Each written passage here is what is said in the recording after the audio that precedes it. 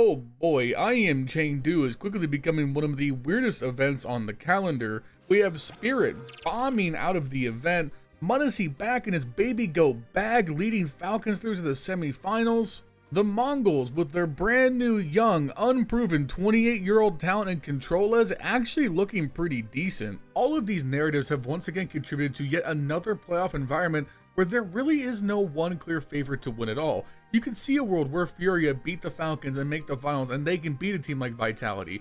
You also see a world where Vitality can just storm through from the quarterfinals and win it all.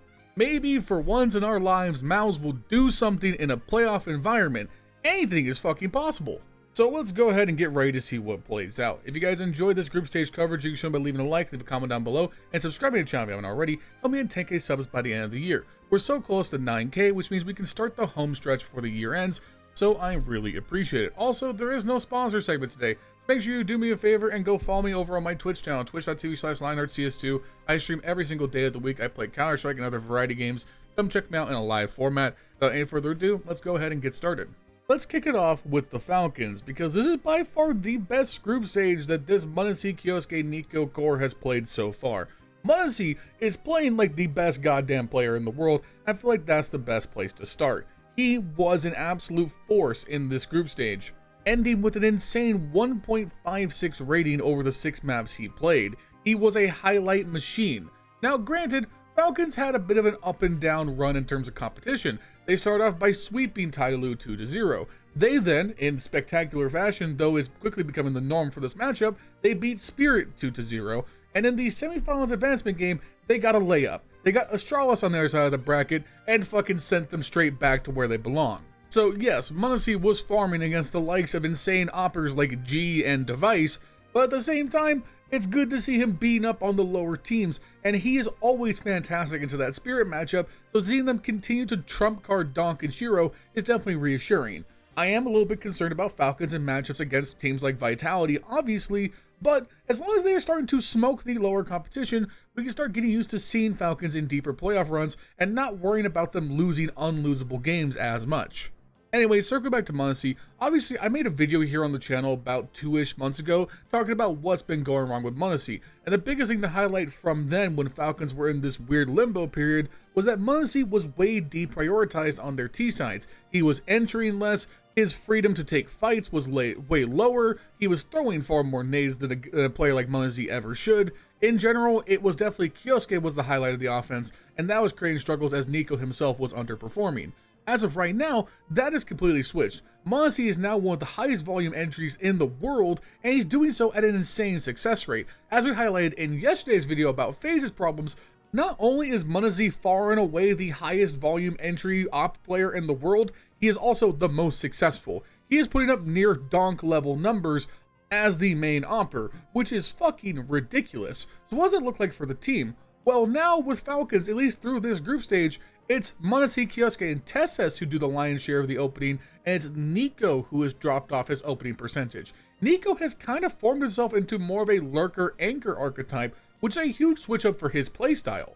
Now, at least in this group stage, Nico has not been fantastic whatsoever, but he also wasn't necessary. So I'm not going to hold his 0.8 rating through this group stage heavily against him as he's adjusting to new responsibilities. But frankly, on a long enough time frame, if Nico wants to be an IGL, him being the lurker anchor kind of support player archetype will be a fantastic way to kind of age down out of his prime. Essentially saying that Falcons is Kioske and MOUZ, and Nico is here to help facilitate them winning, not a trio of stars where Nico needs resources equal to what Kioske and MOUZ also demand. Long story short, looking ahead to the playoffs, Falcons would be very happy to see Mongolz beat Furia somehow, because that would be essentially a layup for them. While the Mongolz did a great job eliminating teams like Spirit, at the end of the day, they're still playing with a brand new player, and Controles, while he's had insane moments, I don't think is going to live up to the same playoff standard that Senzu has set, so they would be much weaker than Furia in my opinion. So if that happens, I think Falcons are almost guaranteed to make the grand finals. If they have to play Furia, however, things get a lot more difficult, because while Furia doesn't have the same amount of firepower, they make up for it by being the far better tactical team and with the better map pool, so that will be a very tricky matchup. If Falcons can really define themselves and MOUZ's performance continues from the group stage to the playoffs, then beating Furia would be a huge statement to the world in the build up to the major. If Falcons can win the whole damn thing, then we'll have to sit down and really talk about Falcons as one of the true contenders to win it all in Budapest. Regardless though, the Flash is back, Baby Goat is back, and fuck, he's entertaining to watch. Let's stay in the same group here because we're going to go ahead and talk about by far the weakest team entering the playoffs other than the Mongolz, and that's Astralis.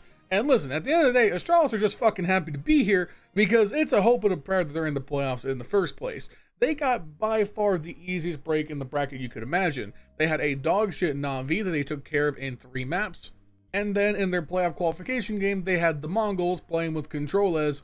And again, I think people are going to hyperfixate on this ending series against Spirit, but Controles overall has not been that great, leading to a pretty comfortable 2-0 victory for Astralis yet again. This is where the gravy train stopped, as in the decider for who goes to the semis or not, they of course played the Falcons as we just talked about, and they got nuked. They got suplexed through 5 fucking tables.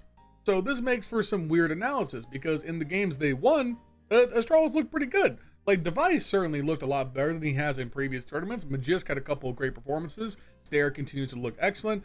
They did their job taking care of Na'Vi and a weakened Mongolz. But their first quarterfinal game is against Vitality. Hot take, I don't think they're going to beat Vitality. It's like watching Jogo take on Sukuna in the Shibuya arc. Yes, Jogo just smoked a bunch of really fun characters, but now he's going up against one of the strongest in the verse, and there's no fucking way he's getting out of this. So, I don't know. If you're Astralis, you can't really be mad because you got a playoff berth out of this. But again, unless a lightning strikes Zyro when they enter the stage, I don't think you have a chance at making a semifinals. And even if you do, you're going to need about 4 more lightning strikes to take care of MOUZ thereafter. Wrapping up Group A and qualifying on the very last day possible, probably the shock of the event was the Mongolz making it into the playoffs with Controles staying in for Senzu. Obviously, the big marquee part about this is that the Mongolz shockingly eliminated Spirit in the lower group finals. It was an intense 3-map series. It went double overtime on Ancient, and then the Mongolz swept them out of the server on the final map Mirage. It was honestly a shocking result, to the point that I was considering making like the title, the thumbnail, and a good chunk of this video about Spirit bombing out here. But I've come to a realization during the video making process that that's better served as a separate video. So my compromise to you guys, we are going to talk about the Mongolz and this Spirit result in the way we talked about the other games, but after this tournament is over, early next week on like Monday or Tuesday, I'll do a dedicated video about Spirit's play here at IEM Chengdu and more thoroughly break down what might be their issues. So we'll save that analysis for then and focus on the Mongolz for now, alright? The Mongolz start off their campaign with a 2-1 win over Heroic. The opening map of the event for them was a loss on Overpass 1310, where Controles looked very up and down. He started off the game very slow, and the vibe in the Mongolz camp was not looking that great, so my overall impression was, okay, the Mongolz are going to be bad without Senzu, they're probably going to get blown out from here on. But almost as if the Mongolz were monitoring my Twitter feed, they managed to flip the switch and start playing very good afterwards. Not only did Controles finish this first map on Overpass very strong with a 19-15 scoreline, he redoubled those efforts on Inferno, going for 22-7 en route to a Mongolz map sweep 13-6.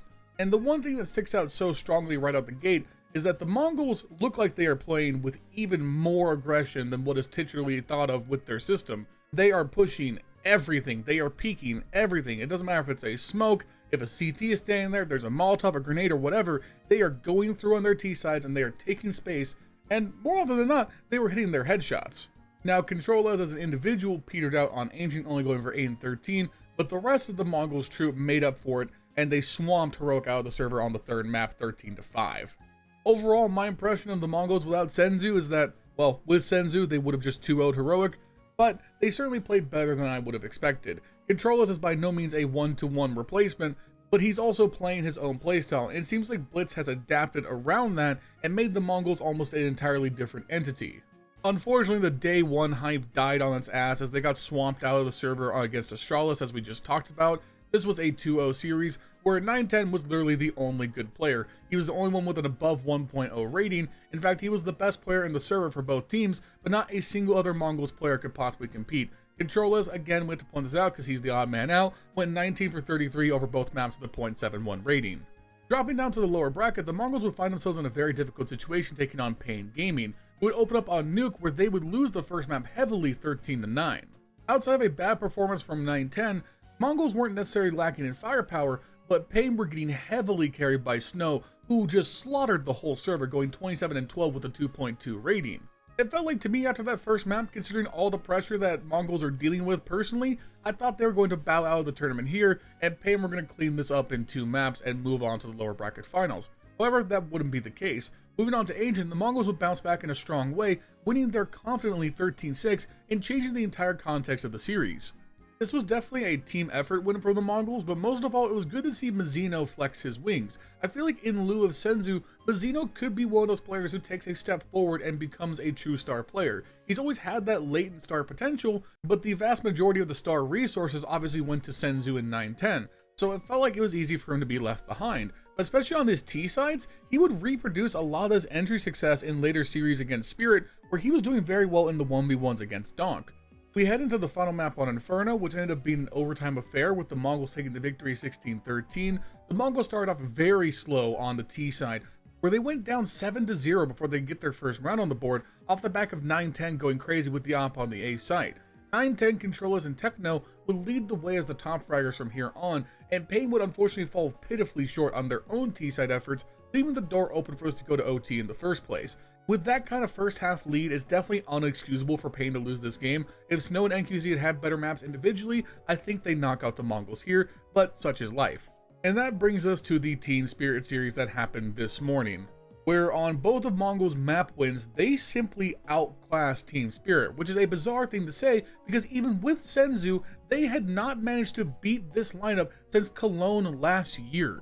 So to call this result shocking is an understatement, especially because we opened up on Dust 2, and unfortunately this is the rare 1 in 100 map where Donk just did not show up. He goes 12-17, has a miserable time on the opening kill attempt rate, and that left Spirit severely undercut in terms of firepower, because at the end of the day, as good as Tanir and Shiro may be, you need Donk. Donk is the entirety of your system. If Donk go kill can't work, there is no out for Team Spirit. Unfortunately, that is just a limitation of Chopper and Holly's calling.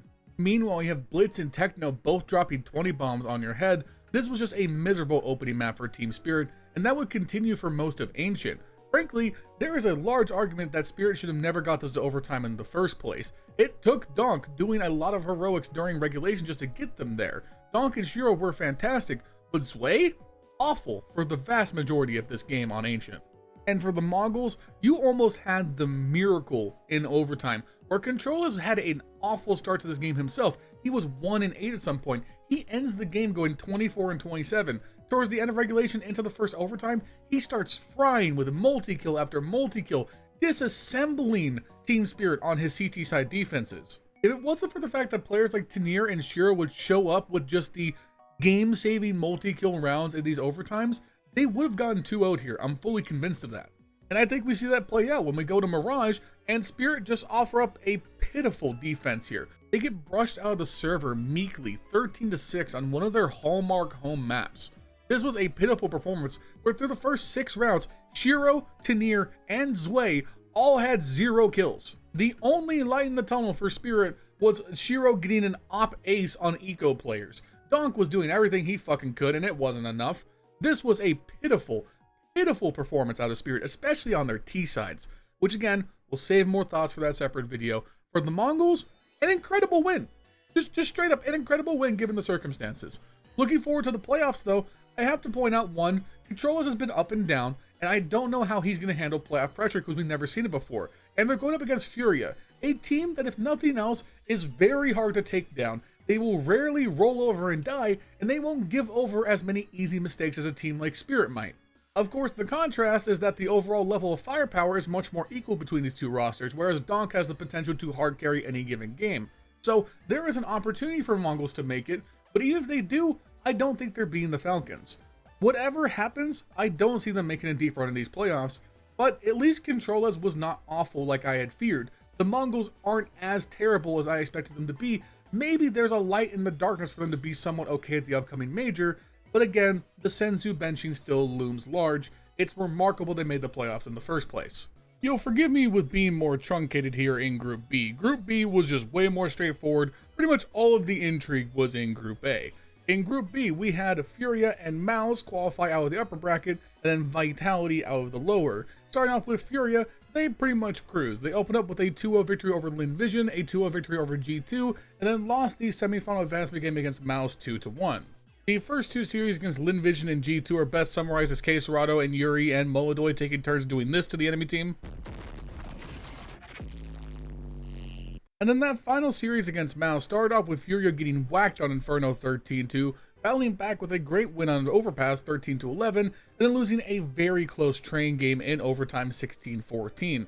It's a very high possibility that Furia could have landed in the semifinals had a couple of rounds on train gone their own way, but MOUZ, despite me not liking them, are a formidable team, so losing to them is no big deal. Overall, it's Furia. They have a great chance in this tournament to go deep.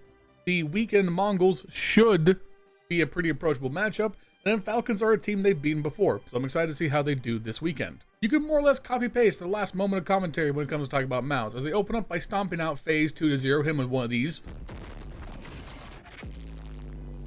Then, in a very close series against Vitality, they prevailed there 2-1. They started out by smoking Vitality 13-3 on train. They lost a very one-sided nuke game 13-8 back, and then Inferno went 3 overtimes before MOUZ, led by Spinks, brought out the victory 22-19. This is definitely probably the most satisfying win that MOUZ have had in a while, as Vitality obviously in the first half of the year were the one team they couldn't beat. Now again, playoff MOUZ tends to be a little bit of a different beast. If these two teams meet in the semis, which is almost certainly guaranteed, I'm taking Vitality to win that. I just feel like MOUZ are just not as good in the playoffs. And also, as we all know, I'm biased. I don't like this MOUZ team, so I expect them to fall off in the biggest games. But who knows? They can easily beat Vitality, as they've proven, so they could be going to the grand finals, where they play a Falcons team they've also beaten before. Pretty much, MOUZ are Schrodinger's team. They can win the whole thing, they can play terribly, they can play well and still lose, they can do just about anything you could imagine. And then, lastly but certainly not least, our last team making it into the playoffs from the outside of Group B were Vitality. Now, them going through the lower brackets might seem concerning, but again, that was a very close series against MOUZ, could have gone either way, no big deal. Every other game, Vitality weren't bothered.